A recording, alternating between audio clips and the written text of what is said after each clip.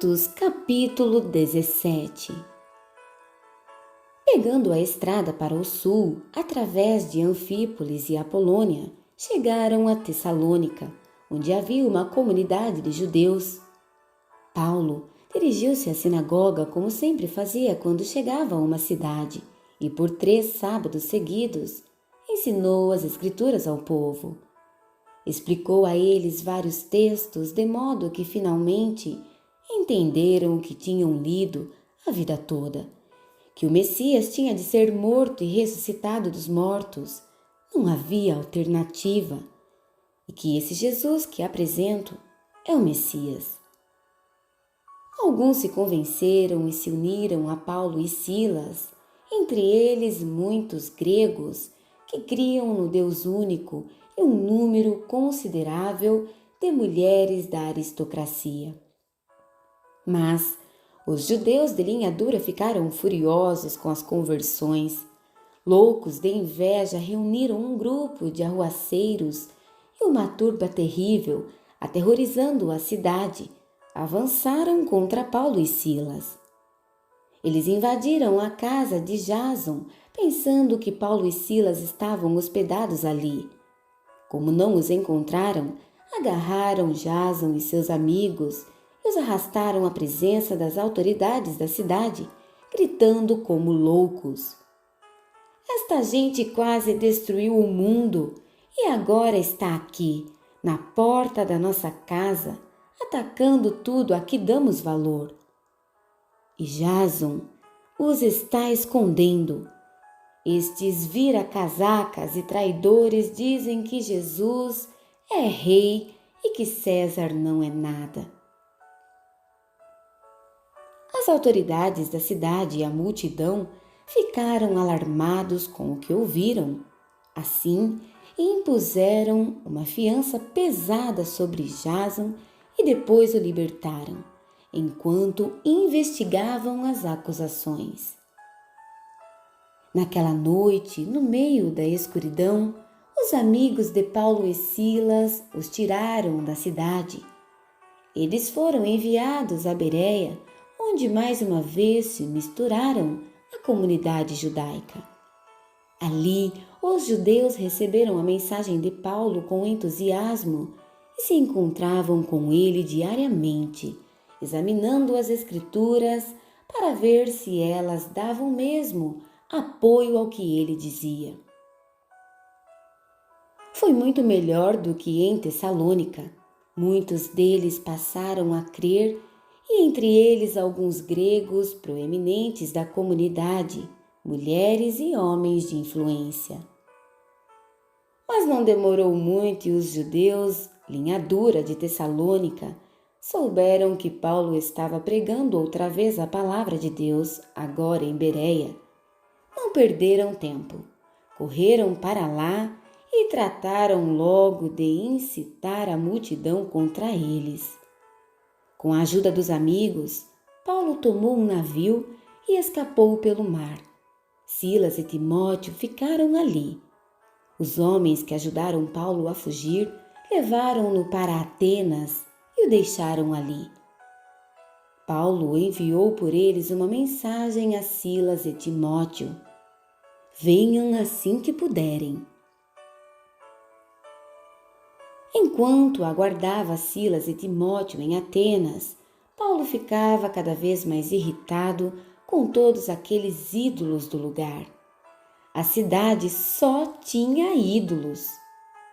Ele discutia na sinagoga com os judeus e com os outros que pensavam de modo semelhante.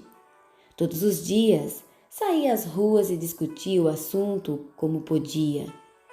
Foi quando ele conheceu alguns intelectuais, epicuristas e estoicos, e logo passou a debater com eles. Alguns fizeram pouco caso dele, pura bobagem. Outros, ouvindo-o falar de Jesus e da ressurreição, ficaram intrigados. Uma perspectiva nova sobre os deuses? Fale mais!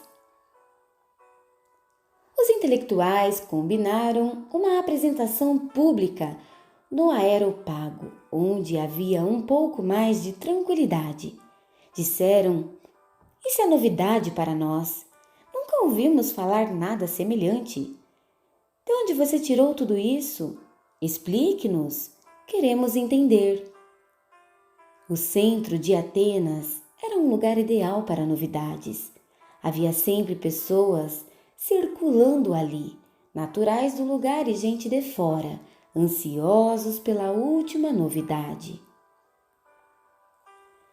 Paulo pôs-se em pé no Areópago e discursou: É claro que vocês, atenienses, levam sua religião muito a sério. Eu, recém-chegado aqui, fiquei fascinado com a quantidade de santuários. Então, encontrei um deles com uma inscrição: Ao Deus que ninguém conhece. Estou aqui para apresentar a vocês justamente esse Deus, para que possam adorá-lo com inteligência, sabendo com quem estão lidando.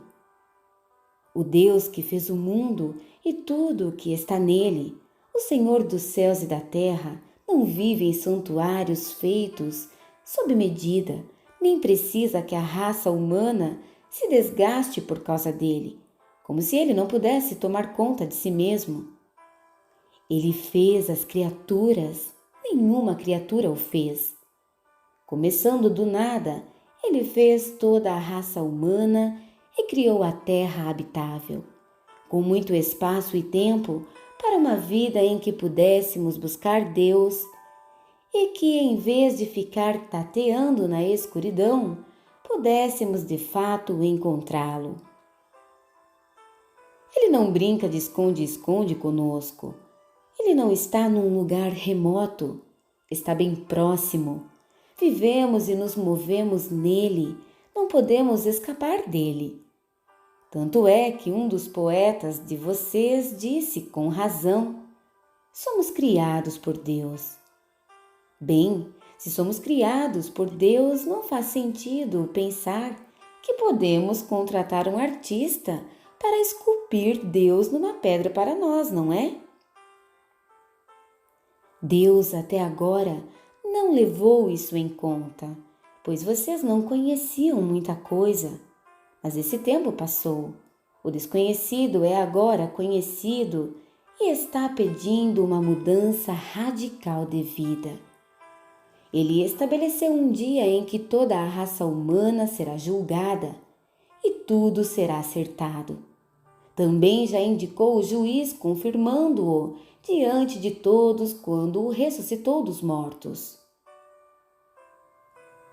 Ao ouvir a expressão ressuscitou dos mortos, as opiniões se dividiram. Alguns riram dele e começaram a fazer piadas. Outros disseram: Vamos discutir esse assunto em outra ocasião. Queremos ouvir mais. Mas era o suficiente por aquele dia e Paulo foi embora. Houve ainda os que foram convencidos ali mesmo e creram. Eles se uniram a Paulo, entre eles Dionísio, o Areopagita e uma mulher chamada Damaris.